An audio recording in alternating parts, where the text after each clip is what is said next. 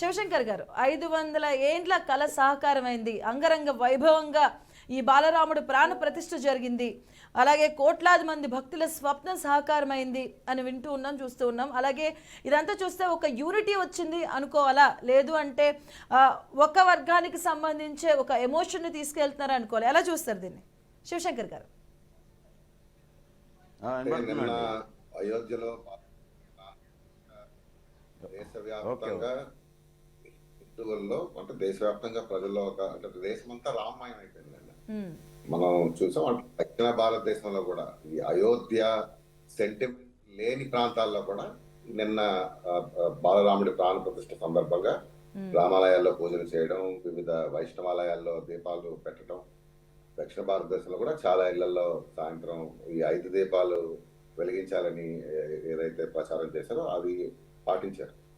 So overall గా చూసుకుంటే నిజమే 500 ఏళ్ళ అంటే మొదట్లో ఈ అయోధ్య ఇష్యూ బీజేపీ ఒక అస్త్రంగా వాడుకొని దాన్ని ఒక ప్రచారంగా చేయకపోయి ఉంటే ఇంత తొందరగా ఈ సమస్య పరిష్కారం అయి ఉండేది కాదు.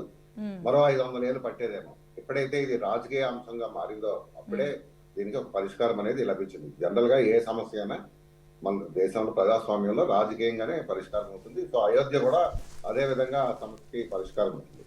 సో 500 ఇయర్స్ 5 శతాబ్దాలుగా ఈ రామాలయం కోసం, అయోధ్యలో రామ మందిర నిర్మాణం కోసం జరుగుతున్న పోరాటం చివరికి నిన్న బాలరాముడు ప్రాణ ప్రతిష్ఠతో ముగింపుకు వచ్చింది.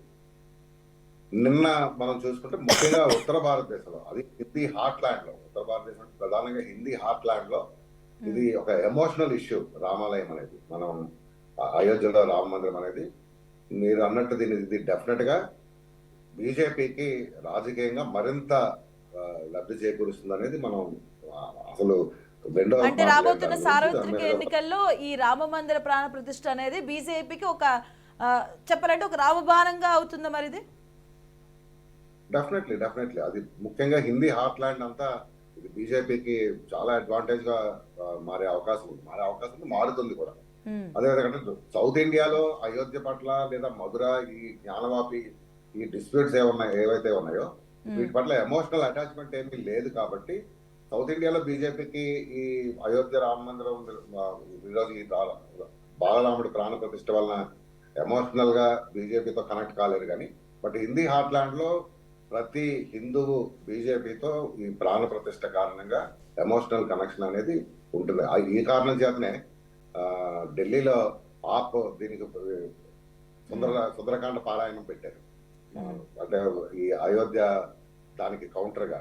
అదేవిధంగా గతంలో ఒడిస్సాలో మనకి ప్రాణ ప్రతిష్టకు ముందే వాళ్ళు జై జగన్నాథ్ అనే ఒక నినాదాన్ని తీసుకొచ్చారు. వెస్ట్ బెంగాల్, సో అనేక ప్రాంతాల్లో దీనికి కౌంటర్ చేయడానికి ప్రతిపక్షాలు ముఖ్యంగా ప్రాంతీయ పార్టీలు గట్టిగా ప్రయత్నాలు అయితే చేస్తున్నాయి. బట్ అయినప్పటికీ హిందీ హార్ట్లాండ్ మొత్తం ఈ బాలరాముడు బీజేపీని తిరిగి అధికారంలోకి తీసుకురావడానికి నిన్న ప్రాణ ప్రతిష్ఠ చేసుకున్నాడు అని చెప్పక తప్పదు. అండ్ అలాగే ఇక్కడ విపక్షాలు తీరుని ఎలా చూడాలంటారు అసలు? ఎందుకంటే అంటే మనం కూడా అంటున్నాం, ఎన్నో వందల కోట్ల మంది, వేల కోట్ల మంది 500 ఏళ్ల కళ సహకారం అయిందని ఒకవైపు చెప్పుకుంటే విపక్షాల తీరుని ఎలా చూడొచ్చు ఇక్కడ మనం ఒకే అంశాన్ని 2 విధాలుగా చూడాలండి. ఒకటి, రాముడు భారతీయ సంస్కృతి సాంప్రదాయంలో మిళితమై ఉన్నవాడు. సో ప్రతి హిందువు అంటే మన దేశంలో రామాలయం లేని ఊరు లేదంటారు. సో రాముడు అనేవాడు మనకి ఆదర్శప్రాయుడని హిందూ ధర్మశాస్త్రాలు చెప్పే ప్రతి ప్రచారం చేయడం, ప్రజలందరూ రాముడిని దేవుడు అంటే మానవుడే అయినప్పటికీ రాముడిని దేవుడిగా కొలుస్తాము. అయితే అయోధ్య అనే అంశం, ఈ రామ మందిరం అనే అంశం ఎప్పుడైతే బీజేపీ 1980వ దశకంలో తమ ఎజెండాగా స్వీకరించిందో, సో ప్రతిపక్షాలకి రాముడు అప్పటి నుంచి దూరం అయిపోయాడు. సో డెఫినెట్ గా అయోధ్యకు సంబంధించిన ఇష్యూ కానీ లేదా రామాలయానికి సంబంధించిన ఇష్యూ కానీ వచ్చినప్పుడు అది బీజేపీకే డెఫినెట్ గా అడ్వాంటేజ్ గా మారుతుంది. కాబట్టి మిగిలిన ప్రతిపక్షాలు అనేవి ప్రాంతీయ పార్టీలు కానివ్వండి, కాంగ్రెస్ లాంటి జాతీయ పార్టీలు కానివ్వండి, దాన్ని బీజేపీ అయోధ్యని పూర్తిగా మొదటి నుంచి ఓన్ చేసుకున్న విషయం మనకు తెలిసిందే. అది పాలంపూర్ తీర్మానంలో బీజేపీ అయోధ్య లో రామ మందిర నిర్మాణం చేపట్టాలని ఆ పార్టీ తీర్మానం చేసింది. ఆ తర్వాత అద్వానీ రథయాత్ర, అప్పుడే కదా మనకి 1984లో 2 సీట్లున్న బీజేపీ, ఆ తర్వాత రామ మందిర నిర్మాణాన్ని అద్వానీ రథయాత్ర తర్వాతే దేశవ్యాప్తంగా ఉధృతంగా ఆ, ఒక ఎమోషన్ ని బిల్డప్ చేసి దాని ద్వారా బీజేపీ నంబర్ ఆఫ్ సీట్స్ పెంచుకోగలిగింది. చివరికి వాజ్పేయి అధికారంలోకి వచ్చిన తర్వాత ఆ, అంటే అది ఎన్డీఏ కూటమిలో వివిధ పార్టీలు కూడా ఉండటం వలన అప్పుడు అయోధ్య, ఉమ్మడి పౌర స్మృతి 2 పక్కన పెట్టేశారు. కానీ ఆ తర్వాత 2014లో ఎప్పుడైతే మోడీ నేతృత్వంలోని బీజేపీ గవర్నమెంట్ వచ్చిందో పూర్తి మెజార్టీ ఉండడంతో ఈ అంశాలని తెర మీదకి తీసుకొచ్చి వీటిని చాలా వేగంగా పరిష్కరించగలిగారు.